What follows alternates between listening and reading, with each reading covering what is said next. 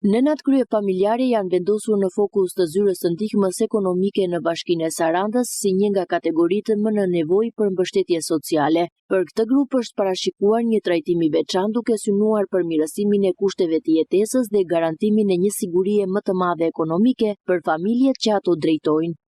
Nënat kryefamiljare para vetë ligji dhe aktet nënligjore për ndihmën sociale në Republikën e Shqipërisë parashikojnë që të marrin dy fishin e pagesës, që marrin familjet e tjera të cilat janë familje normale me të dy prindrit, kështu që marrin dy fishin. Nga ana tjetër, Bashkia Sarandë vet ka kritere të tilla për ndihmën që jep nga 6% e të ardhurat e bashkisë, ku këto kryefamiljarët femra kanë prioritet.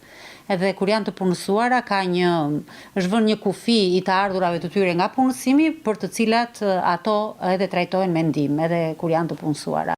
Paralelisht me mbështetjen financiare, Bashkia e Sarandës po bashkëpunon ngushtë me zyrën e punës për të krijuar mundësi punësimi për nënat kryefamiljare. Përmes reperimeve dhe programeve të punësimit synohet që këto gra të integrohen në tregun e punës dhe të sigurojnë të ardhura të qëndrueshme.